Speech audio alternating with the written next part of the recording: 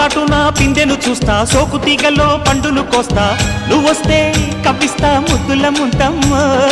ఉక్కపోతకి ఊపిరి పోస్తా, పక్క మేకకు పంట కట్టిస్తా, ముద్దిస్తే బుక్కిస్తా మధ్యల మోతయ్యో.